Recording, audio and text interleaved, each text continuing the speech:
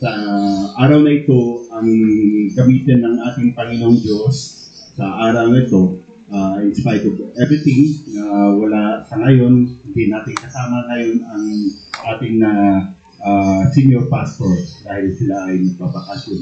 But higit sa lahat, Lord, higit sa lahat ay patuloy pa rin natin na gagawin ang araw na ito upang magsamba tayo at makikinig ng yung mga salita ng Panginoon sa araw na ito. Salamat sa araw na ito. Meron tayong siya ay isang pangatlo na pastor doon, mission pastor natin doon sa Batangas. Una sa lahat si Pastor Ray,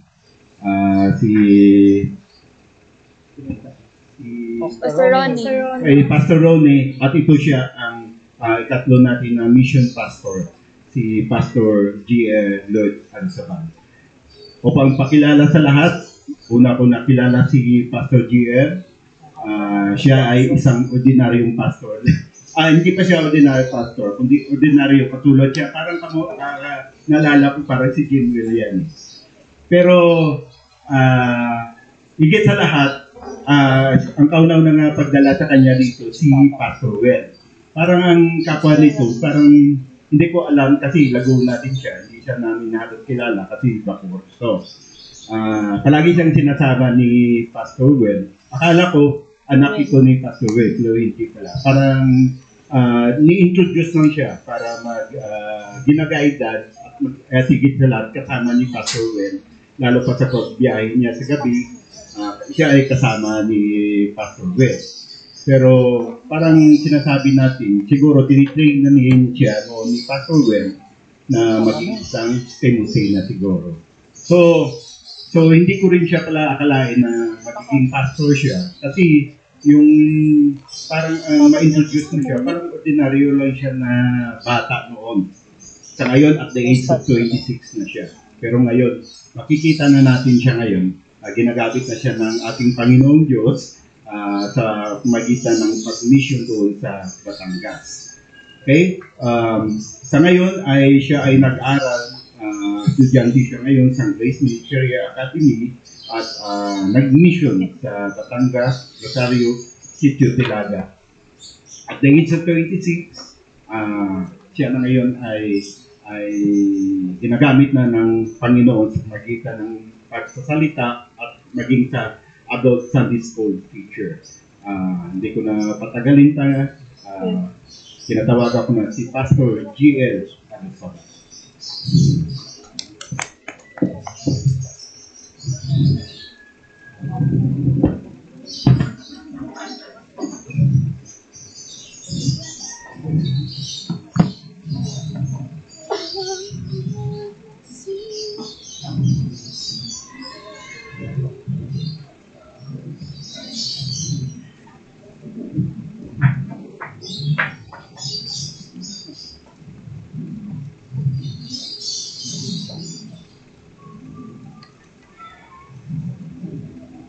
Pagpaumanhin niyo po at ginamit ko yung aking laptop sa pulpit, but typical kapag ako ay nagsasalita ay hindi ko ito dinadala. Ang dala-dala ko sa pulpit is printed copy ng aking sermon, but hindi ako nakapagpa-print. At the same time ay wala pa akong printer, Lord willing, magkaroon. At ganun pa man, bago tayo tuluyang magpalaot sa ating pag-aaral, let us open in prayer. Muli dakila namin Diyos, kami po ito po sa nagpapasalamat sa inyo pong patuloy na kabutihan na siya mong patuloy na ipinaparanas at ipinagkakaloob sa bawat isa. Tunay nga po, dakilang Diyos na kami ay nagsusumamo na nawa, ang bawat isa ay buksan po ninyo ang puso, maging ang aming isipan, upang nang sa gayon ay matanggap namin ang buong-buo ang iyong mga salita na mayroong pagpapakumbaba at pagpapasakop. Maraming salamat dakilang Diyos sapagkat ito ay pribilehiyo upang ikaw ay sambahin sapagkat ito ang mandato mo sa iyong mga nilalang. Kami ay nilalang mo hindi para sa kung anong bagay, kundi para ikaw ay sambahin at ikaw lamang ang parangalan. Marami pong salamat. Ito pong aming dalangin sa pangalan ng Panginoong Hesus. Amen. So maraming salamat po sa pagpapakilala ninyo sa akin. So some of you ay kilala na ako at ganun pa man purihin ng Diyos. So ngayon pong December, ngayon ay eksaktong December 8 at nalalapit na ang tinagurian ng karamihang na evangelical na Christmas, or maybe perhaps it is considered as a Christmas season. And sa December 25 ay isi-celebrate yun ng marami. At ito ay kinikilala nila dahil minsang merong Diyos na nagkatawang tao, at dahil sa Diyos na ito nagkaroon ng kalayaan sa kasalanan, nagkaroon ng kaligtasan ng taong makasalanan. At minsan binabanggit natin kapag tayo ay bumabati ay Xmas. Okay, some of you maybe ay ganun ang pagbati, instead of Christmas, ang pagbati ay Xmas. Well, actually, it is not wrong to say that. Bakit po? Sapagkat pagdating sa Greek alphabet, ang X ay symbol ni Kristo. It pronounced Ki. Kaya po doon nagmula yung Kretos and Christos. Kapag tinignan nyo ang Greek dictionary, ang nakalagay doon ay letter X. That's why kung may bumabati ng Xmas, maybe perhaps hindi niya lang alam kung ano yung theology behind that, but it's all right. At yan po yung makikita nyo. But anong reason bakit ko po ito sinasabi? Sa bahaging iyon, pagdating ng December 25, isineselebrate natin ang Emmanuel. Ang ibig sabihin ng Emmanuel is God is with you.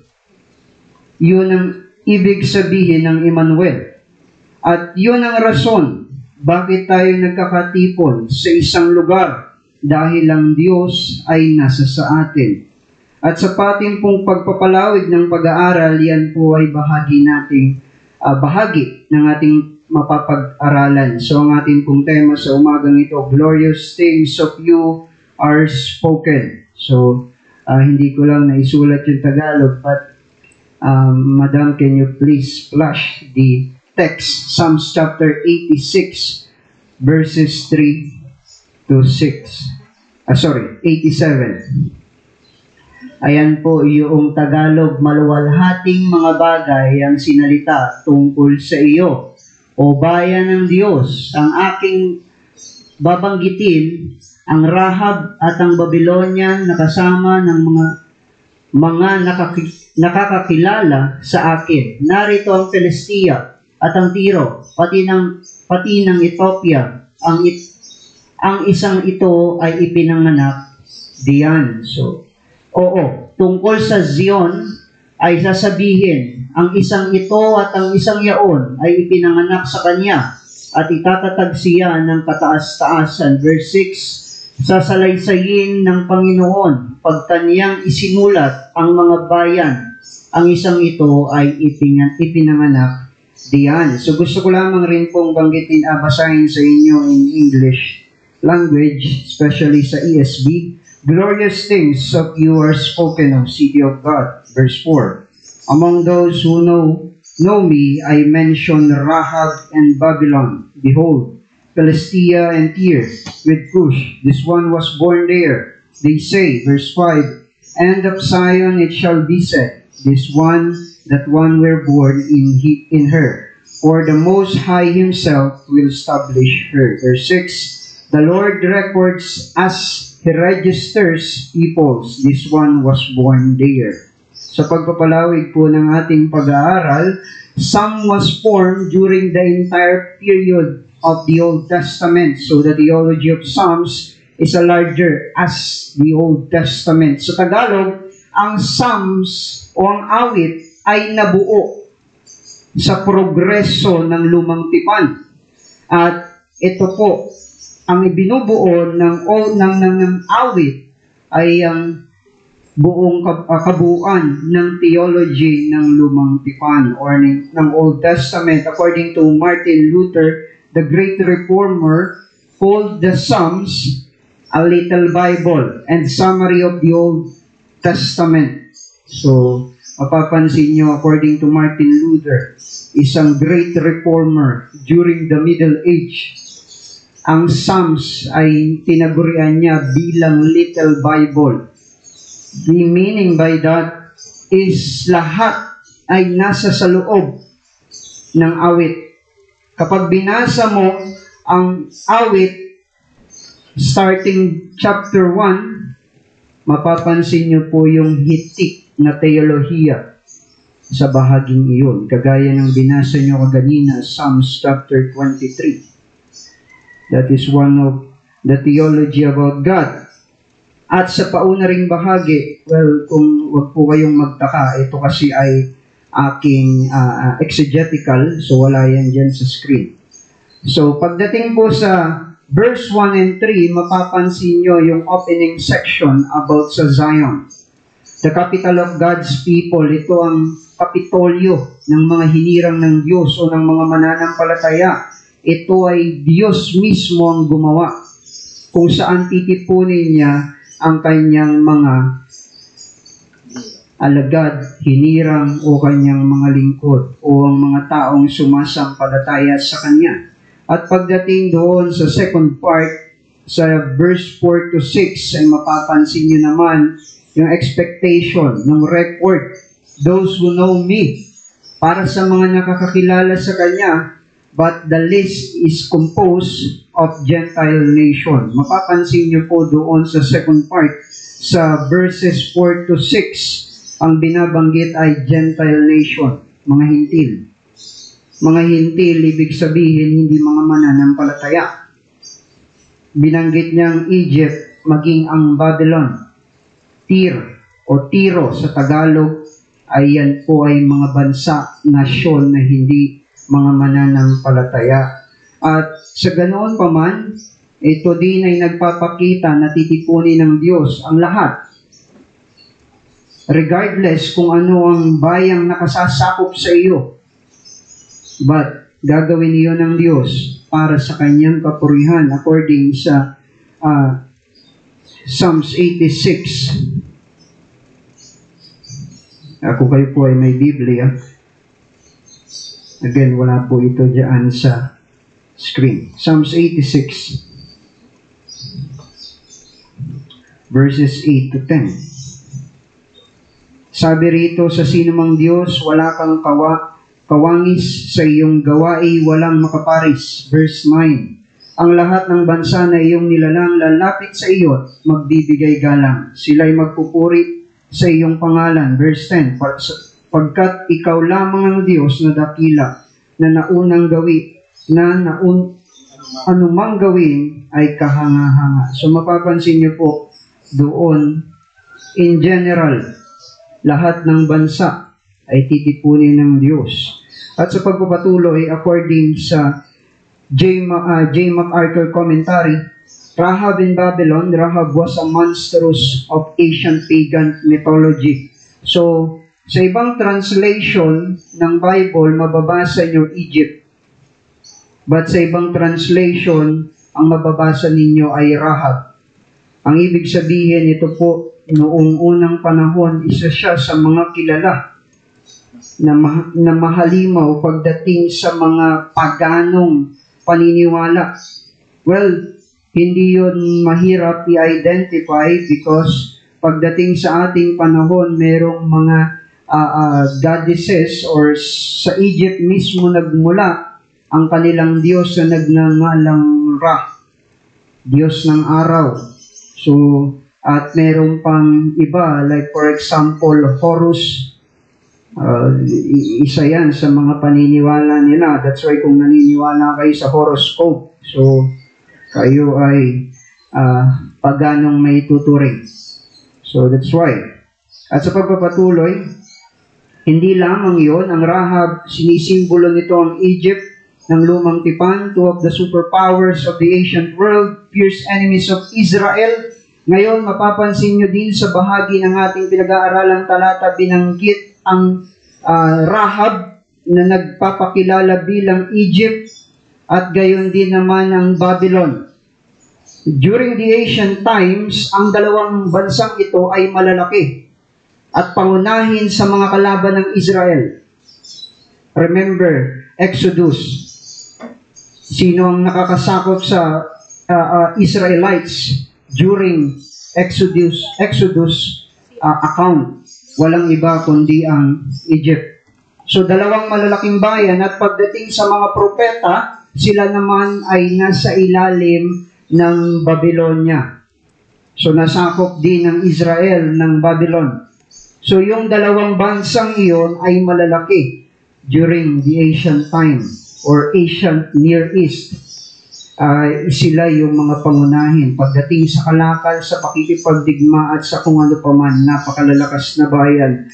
Pero sa kabilang banda, isa sila sa binanggit ng Diyos in Isaiah chapter 19 verse 19 to 25.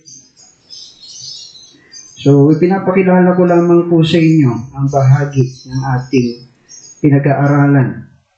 Sabi rito, Isaiah chapter 19 verse 19 to 25, si Yahweh ipagtatayo sa Egypt ng isang altar at siya ay pararangalan sa pamamagitan ng isang haliging bato sa may hangganan ng lupain. Iyon ang magiging palatandaan na si Yahweh na makapangyarihan sa lahat ay naroon at sila'y bibigyan niya ng tagapagtanggol kapag sila'y humingi ng tulong sa panahon ng pag-uusig. Verse 21, magpapakilala si Yahweh sa mga Ehipsyo at siya na may kanilang kikilanlin, sasambahin at aalayan ng handog na susunugin. Gagawa sila ng mga sinumpaang pangako kay Yahweh at ang mga iyon ay kanilang tutuparin. Verse 22, paparusahan ni Yahweh ang mga Ehipsyo, ngunit sila may kanyang aaliwin. Manunumbalik sila sa kanya at sila'y kanyang diringgin at papagalingin. Sa araw na iyon, verse 23, magkakaroon ng isang malawak na daan buhat sa Ehipto patungo sa Syria. Makakapunta sa Syria ang mga Ehipsyo at ang mga Assyria ay makapupunta sa Ehipto. Sila'y sama-samang sasamba. Verse 24, sa araw na iyon, ang Israel ay magiging kapanalig ng Ehipto at Assyria at sila'y magiging pagpapala sa buong daigdig. Verse 25, sa araw na iyon, sasabihin ni Yahweh na makapangyarihan sa lahat, pagpapalain kita, Ehipto, na aking bayan. Ikaw, Assyria, na aking itinatag, at ikaw, Israel, na aking pinili. So makikita niyo po yung invitasyon ng Panginoon despite sa nangyari. So, bahagi ng mapapag-aralan natin mamaya ay yung nangyari sa Egypt. At ano yung naging resulta. Ang atin pong sermon sa umagang ito ay evangelical sermon. Bihira po akong magsalita. Most of the time, ako ay nagtuturo ng 1689. At ibinibigay ko sa biyaya ng Diyos the moment na ako ay mag-preach laging sa evangelical sermon. Bakit? Upang ipakita na ang Diyos ay nananatiling nangungumbida sa mga taong hanggang ngayon ay naliligaw pa. The significance to the present ESV Student Study Bible, these Psalms celebrating Zion as the chosen city of God. Ang Zion na pinili ng syudad na pinili ng Diyos, it looks forward to people of all nations. At mapapansin ninyo na tumutukoy ito sa tao ng lahat ng nasyon at becoming citizens of this city, carrying forward in idea doon sa binasa natin kaganina sa awit 86 verse 9. At sa mensahe na gusto ko pong ilapit sa inyo, maiksing mensahe.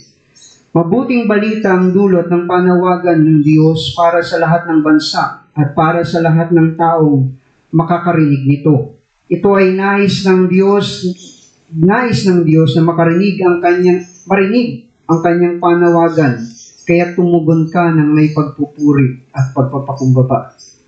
Sa pagpapaliwanag ng mensahe nito, meron lamang tayong 2 punto. Ang unang punto, ang makasalanang tao na nananatili sa makasalanang estado bago niya narinig ang mabuting balita tungkol kay Kristo. At pangalawang punto, ang taong sumasampalataya sa narinig niyang mabuting balita tungkol kay Kristo. Sa unang punto, tandaan natin, ang bansang nabanggit ng talata ay mga bansang talamak ng kasalanan at mga kaaway ng Israel. Again, kagaya kaganina sa aking exegetical data, kalaban ng Israel ang Ehipto, maging ang Babylonia, sapagkat ang dalawang malaking bayan na ito ay sinakop sila. At pagdating naman doon sa ibang bayan na nabanggit, kaaway naman ng Israel pagdating sa pananampalataya at paniniwala.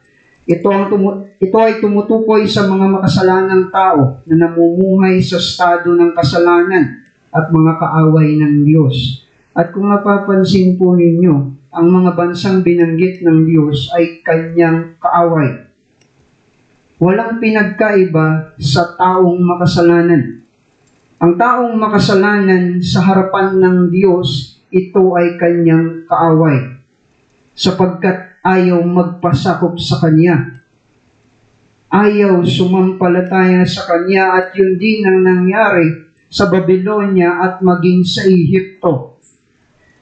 Kung paano lumapit si Moses sa Parao, pero ayaw siyang pagbigyan o palabasin sa Ehipto kasama ang mga Israelita. At ano ang ginawa? Bago pa yon, inalipin ng husto ng Parao ang mga Israelita at pinapatay ang kanilang mga sanggol. At sa pagpapatuloy, marami ang nananatili sa estado ng kasalanan, ngunit hindi nila nalalaman na ang kabayaran nito ay kamatayan. According to Romans chapter 6 verse 23, nandiyan po ba? Romans chapter 6 verse 23, kung saan sinabi ni Pablo, ang kabayaran ng kasalanan ay kamatayan. Marahil during that time, hindi alam ng mga taga-Ehipto at ng mga taga-Babylonia na dahil sa kanilang katigasan ng ulo, ang kabayaran ay kamatayan. Ayaw nilang pakinggan ang salita ng Diyos. At sa pagpapatuloy itong punto, kung kaya't dapat marinig ng marami na nananawagan ng Diyos sa lahat ng bansa, kailangan maintindihan ng marami kagaya ng ating tema. Ang ating tema, Glorious Things of You Are Spoken. Bago ako magsimula, ang pinakadakila na ating narinig sa ating buhay ay merong Diyos na nagkatawang tao, isinilang sa Bethlehem. At ngayong December, siya yung isi-celebrate ng maraming evangelical churches, even ng non-evangelical churches. At yun yung reason. Yun yung nais ng Diyos na iparinig sa atin na merong Diyos na nagkatawang tao na dapat nating sampalatayanan. At sa pagpapatuloy, kapag binasa ninyo ang Acts chapter 1 verse 8, ipinangaral, kailangang ipangaral sa lahat ng bansa, simula sa mga Hudyo hanggang sa mga Griego, which is pagdating sa New Testament, ang Greek ay mga Hintil din, hindi sila Hudyo. So kailangan simulan muna sa pinanggalingan. Kailangan mismo sa Israel, sa mga Hudyo, unang may pangaral. At pagkatapos nun, kailangan may pangaral sa mga Hintil, sa mga walang pananampalataya. At kung bakit tayo kasama, bagamat hindi binanggit sa talatang ating pinag-aaralan ng Pilipinas, hindi ganun ang ibig sabihin, sapagkat lahat ng nasyon ay kasama sa kailangan at karapat dapat makinig ng imbitasyon ng Diyos. At sa pagpapatuloy, ang mga kagilagilalas na mga bagay ngayon ay ating nang naririnig, nagsasalita ang Diyos sa pamamagitan ng kanyang mga salita. Well, in Exodus chapter 1, verse 15 to 22, pinatawag ng Paraon ang dalawang Hebreyong kumadrona na sina Sipra at Pua upang pag-utusang patayin ang mga anak na lalaki ng mga Hebreyo. Ito po yung panahon na kung saan dumadami ang mga Israelita sa bayan ng Ehipto at ang pananaw ng kanilang parao, marahil sila ay sakupin na ng mga Hudyo, ng mga Hebreo, dahil mas dumadami ang bayan ng Diyos kaysa sa kanila. Kaya't nakapagdesisyon ang parao na bago manganak o bago pa mailuwal ang sanggol ay kailangan patayin ng dalawang kumadronang Hebreo din. Ba't hindi pinahintulutan ng Diyos? Kasabi ang paliwanag ng dalawang Hebreyang kumadrona bago pa sila dumating, ang mga Hebreya ay nakapanganak na. Kung titignan mo, iisipin mo nagsisinungaling, ba't hindi sila nagsisinungaling? Maybe perhaps, alam na nilang may mga anak na Hebreya, ang kanilang ginagawa ay nagpapalit. Nagpapalit para datnan nila na nakapanganak na. Well, minsan, ang masaklat lamang sa loob ng simbahan, nagpapalit kapag tapos na ang sermon ng pastor. Well, kaya ko po yan nabanggit kasi before ganun ako. Ang gusto ko lang mapakinggan yung awit, but hindi yon ang kailangan ng tao. Ang kailangan ng tao yung pangangaral ng salita ng Diyos. Nandito ka dahil sa salita ng Diyos. Napakahalagang bagay, mga kapatid, na dapat mong maintindihan. Ikaw ay makasalanan. Ang Diyos ay banal. Banal, banal, banal. At sa pagpapatuloy, sa bahagi din yun, mapapansin ninyo, nung hindi nasunod ng dalawang kumadronang Hebreya ang ipinag-uutos ng parao, nakapagdesisyon ng parao, na pag-utusan mismo ang kanyang bayan, na patayin ang lahat ng sanggol ng Hebreya, lahat ng lalaking sanggol. Ititira ang babae, pero lahat ng lalaki ay papatayin. Well, according sa mga pag-aaral during that time until right now, kung hindi ako nagkakamali, ang Nile River ay pugad ng mga mababangis na hayop, like for example, alligator or kung ano pa man, na pwedeng pumaslang ng sanggol na walang kakayanan. But sa kabila noon ng massive na pagpapapatay ng parao sa mga batang lalaking sanggol, merong isang nakaligtas sa biyaya ng Diyos. That is Moises. Si Moises ay kilala bilang mediator. Pag sinabing mediator, tagapamagitan. Si Moises ang unang ginamit ng Diyos bilang tagapamagitan sa Israel at sa Diyos. Well, mapapansin niyo yan sa Exodus starting 16 to 20 about sa Mount Horeb. Doon nagpakita ng mga kamanghamanghang bagay ang Diyos. Nasabi ng mga ilan na mag-aaral ng Biblia, hindi daw ito totoo.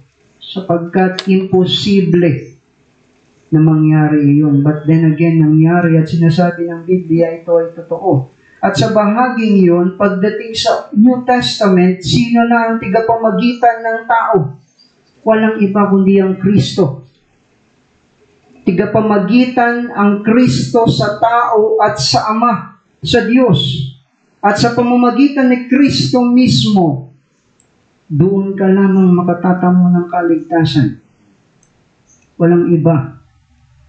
Marahil, some of us or meron pa rin ilan na sinisikap na matanggap ang kaligtasan sa pamamagitan ng kanilang mga mabubuting gawa o sa pamamagitan ng kanilang pagtanggap. But then again, hindi sa pamamagitan nun. Maliwanag ang sinasabi ng Biblia, sumampalataya ka sa Kanya. Kanino? Kay Kristo Jesus. Sapagkat si Kristo Jesus ang dakilang manunubos at tagapagligtas ng lahat ng taong makasalanan. Kung kaya't sinasabi niya, glorious things ang binabanggit at sinasabi sa inyo, dahil sino yung mabiyayang bagay at taong iyon, walang iba kundi ang Panginoong Jesucristo. Siya ang sentro ng panambahang ito. Si Kristo ang kailangan ng tao, hindi ang pastor, kundi si Kristo. Si Kristo ang ipinapangaral ng salita ng Diyos.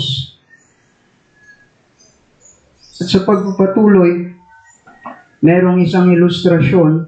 Ito ay awit from 12th century. Ito ay salin sa Latin na itinranslate into English. Pagdating sa author, hindi kilala. So, ang titulo ng kanta, O Come, Emmanuel. At bahagi ng kanyang liriko, sinasabi rito, Rejoice, rejoice, Emmanuel shall come to you, O Israel. Meron akong isang exposition teaching about sa Acts chapter 1, particular sa verse 8, na kung saan ang tinutukoy ng Biblia na Israel, hindi lang yung bayang Israel. Ang tinutukoy ng Diyos na spiritual na Israel ay ang mga sumasampalataya sa Kanya. Siya yung bubuo. Siya yung tinatawag ng awit. Siya yung pupunta doon sa Zion para sambahin ng Diyos. Well, kapag sinabing Zion, according sa mga naunang pag-aaral, ito ay tumutukoy sa langit. At kapag binasa ninyo yung huling talata, particular yung verse 6, makikita nyo po doon na itinatala ng Diyos ang kanyang pangalan. Saan? Doon. Sa kanyang talaan. Which is pagdating sa Revelation, tinatawag yung aklat ng buhay. Ang mga tunay na sumasampalataya kay Kristo, mga dating makasalanan na sumasampalataya kay Kristo, ay nakasulat ang pangalan sa talaan ng Diyos. Ngayon, may additional pang quotation. Ito yung conversion ni C.H. Spurgeon. So, kung hindi nyo kilala si C.H. Spurgeon, Charles Haddon Spurgeon, siya po ay isang Baptist preacher at tinagurian din bilang Prince of Preaching si C.H. Spurgeon, sapagkat kapag nakikinig ka sa kanya, mistulang pumapasok ka mismo sa Biblia. So, ganun siya ginamit ng Diyos. At ang church na kanyang pinaglingkuran, maybe narinig nyo na yung Metropolitan Church. At yung pulpit niya ay tinatawag ng Metropolitan Tabernacle. At sa bahaging yun, mapapansin nyo yung kanyang conversion sa edad na 15 anyos. Ang kanyang ama, ang kanyang lolo, ang kanyang mga magulang ay mga mananampalataya. Pero na-convert lang siya at the age of 15. While Spurgeon was going to the church in Colchester, papunta siya sa Colchester Church in England. Ngayon, nakasalamuha siya ng snowstorm. So, siguro katumbas ng snowstorm sa atin, bagyo. At kanyang pinalipas at timing ng kanyang pagpapalipas, sumilong siya sa isang primitive Methodist chapel na kung saan may nangangaral in preaching. Ito ay taong buwan ng January 6, 1856, nung siya ay napadaan doon, that is Lord's Day, at narinig niya yung pangangaral about Isaiah chapter 45 verse 22. Okay, next nga. Ang sabi doon, kayo'y magsitingin sa akin at kayo'y mga liligtas, lahat ng na tagawakas ng lupa, sapagkat ako'y Diyos at walang iba liban sa akin. Iyan ang ginamit ng Diyos para si C.H. Spurgeon ay ma-convert at maging mabuting tigapagturo ng salita ng Diyos. Day and night, mistulang lagi niyang naalaala ang talatang iyan na kung saan iniimbitahan siya na sumampalataya kanino? Kay Kristo Jesus. At sa pagpapatuloy, itong unang hamon, pakinggan mo ang panawagan ng Ebanghelyo ni Kristo at pagsisiya ng iyong mga kasalanan. Kung ikaw ay nakaupo ngayon at nananatiling walang pagtugon sa iyong narinig na Ebanghelyo ni Kristo, huwag mong palampasin ang pagkakataong ito upang magsisi at talikdan ang iyong mga kasalanan. Tignan mo ang iyong sarili na may matinding pangangailangan kay Jesus. Salaminin mo ang iyong sarili sa pamamagitan ng salita ng Diyos bilang isang taong makasalanan na nangangailangan ng kaligtasan kay Hesukristo. Kung hindi mo nakikita ang iyong sarili bilang taong makasalanan, hindi mo maiintindihan ang kaligtasan. Sapagkat ang nakakaunawa lamang ng kaligtasan ay yung mga taong nalalaman na sila ay makasalanan. Hindi sila karapat-dapat sa paningin ng Diyos, maging sa biyaya ng Diyos. Pero ganun pa man, kung ito ay yung naririnig, panahon na para magsisi ka, kapatid. Huwag mong antayin o huwag mong ipagpabukas ang bagay na ito. Huwag mong antayin na ikaw ay nakaratag na sa banig ng karamdaman at kung ano pa man, bago mo mapagtanto na ikaw ay nanganganib kung wala ang Kristo sa buhay mo. At sa pagpapatuloy, ikalawang punto ng ating pag-aaral, ang taong sumasampalataya sa narinig niyang mabuting balita tungkol kay Kristo. Note, merong pangako ang Diyos para sa mga taong makasalanan na nagsisisi sa kanilang mga kasalanan at sumasampalataya. Yan yung nabanggit doon sa verse 6. Gusto ko lamang sa inyong ulitin ang bahaging iyon. Verse 6, the Lord records as He registers the people. Sinusulat, itinatala ng Diyos sa kanyang talaan ang kanyang mga hinirang. Ang mga taong sumasampalataya sa Kanya. Kapatid, huwag mong antayin. Again, huwag mong ipagpabukas ang bagay na ito. Ito ay imbitasyon para sa atin ngayong naririnig mo ang Ebanghelyo. At sa pagpapatuloy, ito ay nagpapakita ng mabiyayang pagkilos ng Diyos. At ito rin ay nagpapakita na tiyak o kilala ng Diyos kung sino ang mga titira at bubuo ng Kanyang bayang hinirang. Kilala ng Diyos. Well, in fact, pagdating sa John chapter 10, mababasa ninyo doon, kapag tinawag ng pastol ang kanyang mga tupa, naririnig siya nito. Ngayon, kung naririnig mo ang panawagan ng Ebanghelyo ni Kristo, huwag mong palampasin ang pagkakataong ito. Pagsisihan ng iyong kasalanan at talikdan ang mga bagay na magdudulot sa iyo ng kapahamakan. Tandaan mo, ang buhay ng tao, kagaya ng sinasabi ng Biblia, maikli. Parang hamog. Sa madaling araw, makikita mo, pero habang sumisikat ang araw, unti-unting nawawala. Parang kandila, kapag sinumpisahan mong sindihan, unti-unting nauupos. Hindi lahat ng bata ay nananatiling bata. Hindi porket malakas ang katawan mo ngayon, bukas ay hindi ka manghihina. Daraan at daraan ang mga bagay na iyon. Kung kaya't ang pag-asa ng tao, walang iba kundi si Kristo.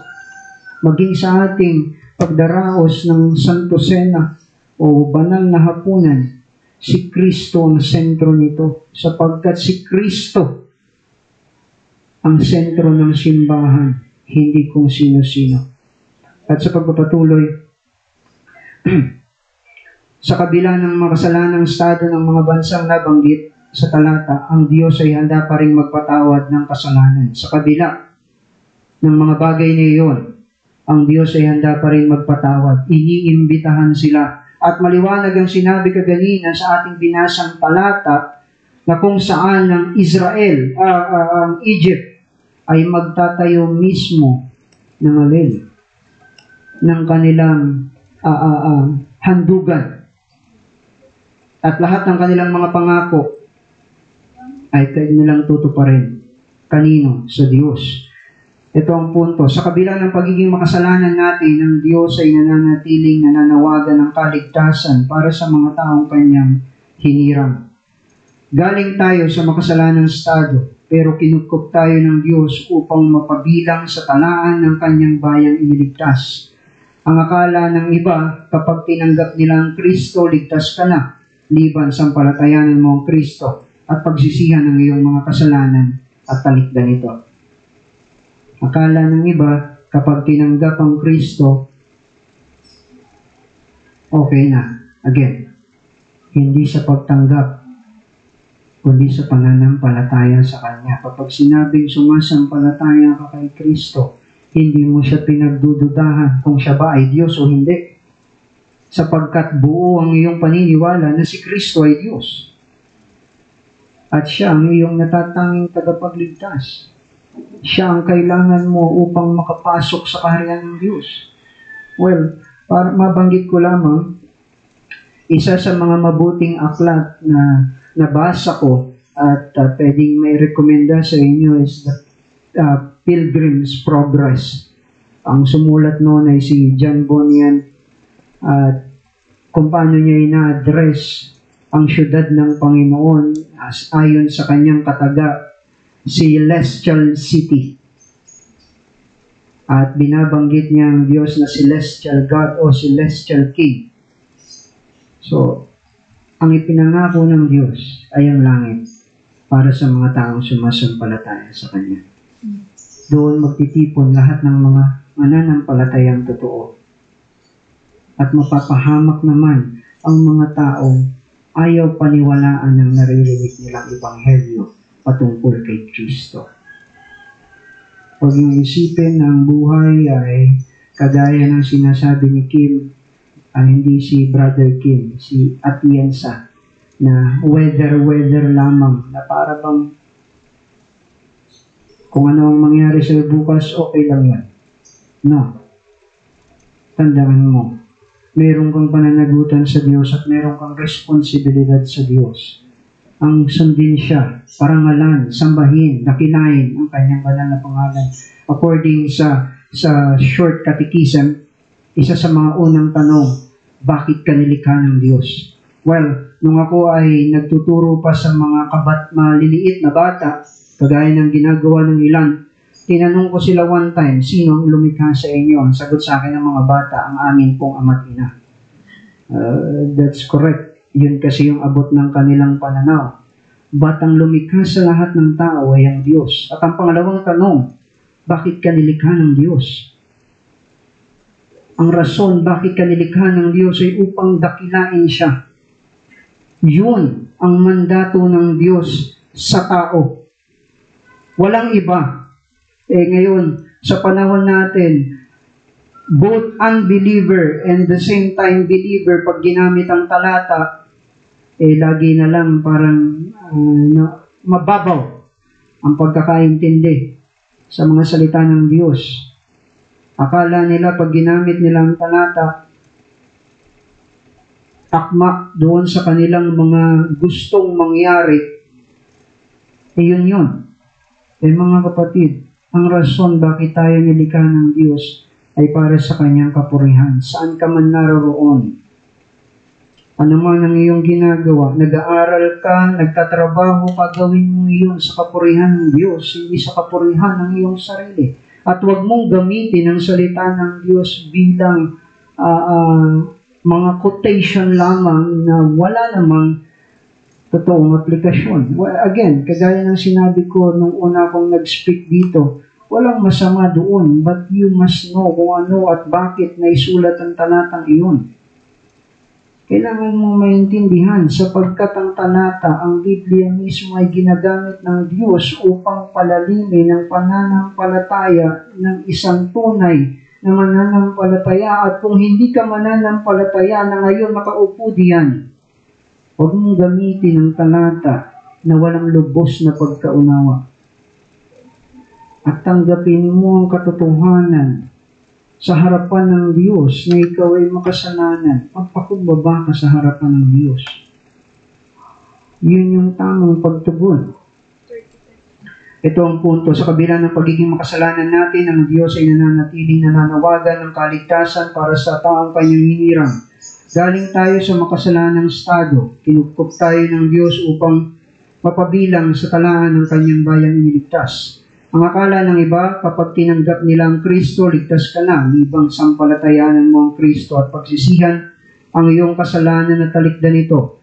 In history, according to Hebrew chapter 12, verse 23 to 25, ang dinaluhan ninyo ay ang masayang pagtitipon ng mga panganay na anak, na ang pangalan ay nakatala sa langit. Ang nilapitan ninyo ay ang Diyos na hukom ng lahat, at ang mga spirito ng mga taong ginawang ganap. Verse 24, nilapitan ninyo si Jesus, ang tagapamagitan ng bagong tipan, at ang dugong winisik na may pangako ng mas mabubuting bagay kaysa isinisigaw ng dugo ni Abel. Verse 25, kaya't huwag kayong tumangging makinig sa kanyang nagsasalita. Ang tumatangging makinig sa nagsasalita sa kanila dito sa lupa ay hindi nakaliligtas sa parusa. Gaano pa kaya tayo kung tayo'y tatangging makinig sa nagsasalita mula sa langit? Ang tinutukoy ng aklatang Hebreo na nagsasalita, hindi ako, si Kristo sa pamamagitan ng kanyang banal na salita. Ang banal na salita ng Diyos ay mismong nangungusap sa atin na tayo ay magsisi. Tayo ay magpakumbaba, magpasakop sa banal na kapangyarihan ng Diyos. Sapagkat si Kristo ang tigapamagitan na kailangan ng tao. Hindi ka kayang iligtas kung ikaw ay may asawa, nobyo, o kung ano paman. Hindi ka kayang iligtas ng mga taong iyon. Ang kayang makapagligtas sa iyo ay ang Kristo. Again, ang problemang kinahaharap ng tao ay hindi yung problema mo sa utang. At kung ano pa mang bagay, kung meron kang pinag-aaralan, hindi iyon ang problema ng tao. Ang pinakamabigat na problema ng tao ay hindi siya magkaroon ng relasyon kay Kristo. Sapagkat may parusa.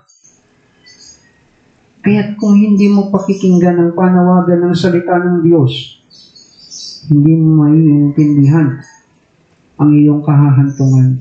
Magsisi ka man doon 100, 1,000 beses, tapos na. Sapagkat ang imbitasyon ng Diyos ay wala sa impyerno, kundi nandito sa ibabaw ng lupa. Huwag mong palampasin ang pagkakataong iyan. At bilang ilustrasyon, tuon sa talata ng verse 6 ng awit chapter 87, bilang ilustrasyon, kapag ang bata ay pinanganak, ang kapanganakan ay itinatala ng mga magulang, at ang sertipiko ng kapanganakan ay malimit na kailangan upang makamit ang iba't ibang dokumento. Kung mapapansin niyo pagdating sa tao, kapag ipinanganak ang isang sanggol, inaasikaso natin NSO yung PSA para iparehistro ang sanggol.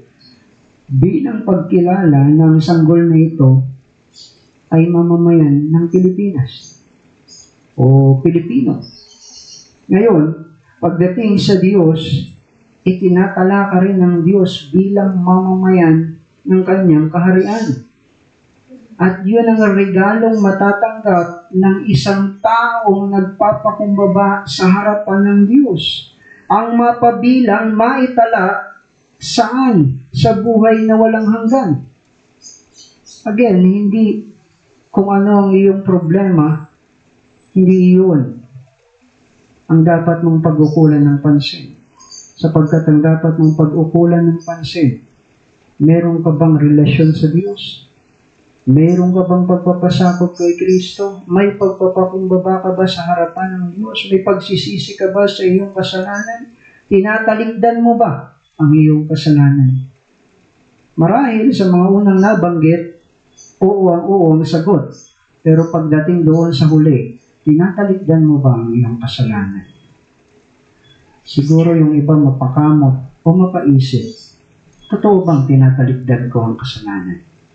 Sapagkat araw-araw, ako ay nagkakasala sa harapan ng Diyos. Kaya dapat nating maintindihan, araw-araw din, magpakumbaba ka sa harapan ng Diyos. Hilingin mo na ikaw ay patuloy niyang hubugin upang nang sa gayon, mas maging karapat-dapat tayo sa kanyang muling pagbalik, the second advent of Christ. At para sa hamon, huling mga hamon, kaligtasan ng dulot ng ebanghelyo sa taong nakikinig at nagpapakumbaba sa harapan ng Diyos. Pagkakataon na ng mga taong nakakapakinig na sumampalataya kay Kristo. At ito ang aking evangelical appeal.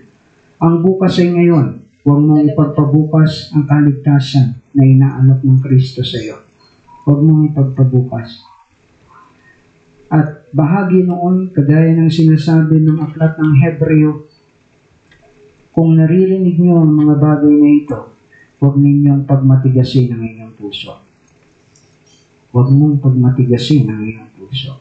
Mababasa niyo yon sa chapter 4, chapter 5, mababasa niyo kung saan sinabi, kung naririnig mo ito, huwag mong pagmatigasin ang iyong puso. Kung meron sa inyo na hindi pa mananampalataya o mga taong wala pa sa pagpapasakop sa Diyos, pag-amin na siya ay makasalanan, huwag mong pagmatigasin ang iyong puso. Magpakumbaba ka sa harapan ng Diyos.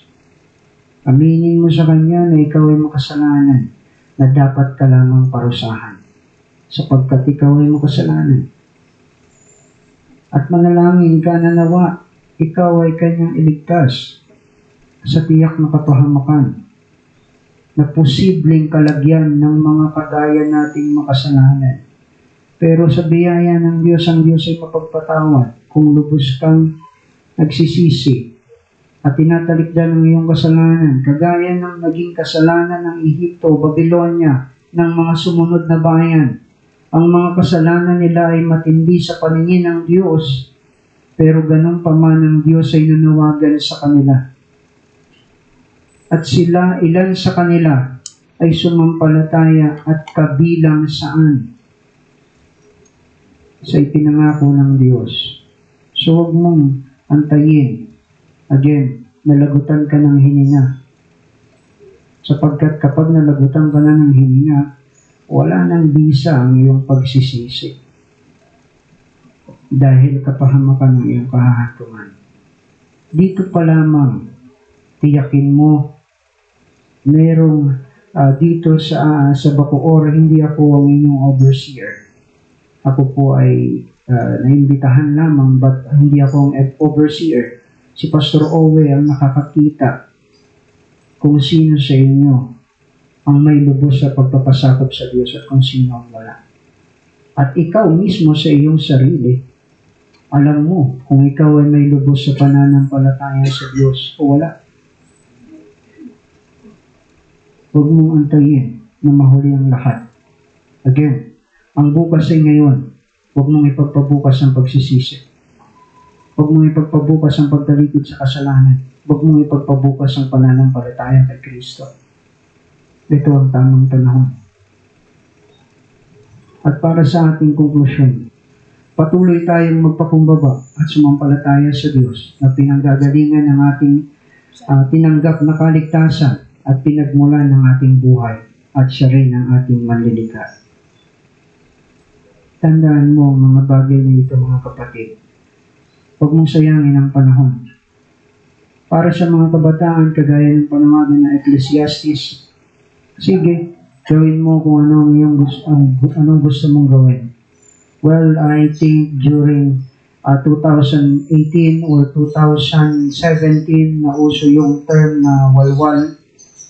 I don't know kung kailan yun sumigalbo. But walwal, ang meaning ng kalye ay, sige na, Laspagin mo ang iyong sarili, magpakasaya. Magpakasaya ka. Sabi nila, you only live once. YOLO. Nung ako ay nasa St. Peter, meron kaming tinatawag na YODO. You only die once. Tandaan mo, ang buhay mo ay isa lang. Ito na yun. Kung ikaw ay kabataan na nagpapakalayaw sa iyong sarili, sige, pero tandaan mo, meron kang pananagutan sa harapan ng Diyos. At kapag nangyari yun, tandaan mo, ipapataw ng Diyos sa iyo ang kanyang galit sapagkat hindi ka sumunod. Hindi ka sumampalataya at nagpakumbaba sa kanyang banal na harapan. Huwag mong sayangin ang panahon. Hindi tayo umahaba ang buhay ng tao ay umiiglat. Kaya't huwag mong antayin. Nalagutan ka ng hininga bago mo pa yun maalala. O nakasabarnig ka na ng karamdaman.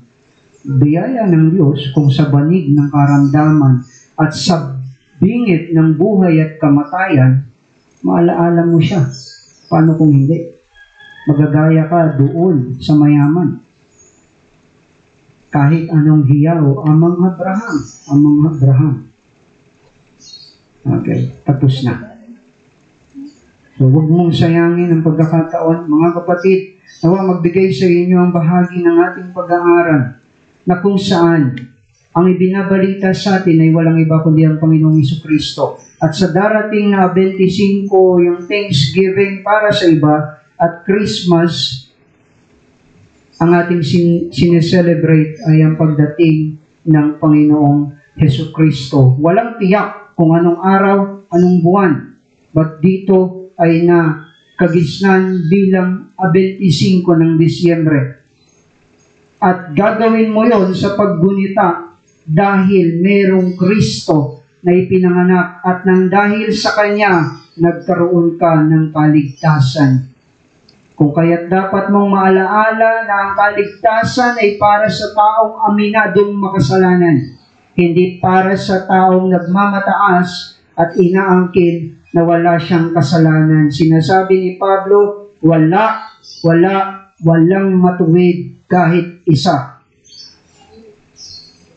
Kaya't angkinin mo na ikaw ay makasalanan at magpakumbaba sa harapan ng Panginoong Jesucristo. Tayo po ay manalangin.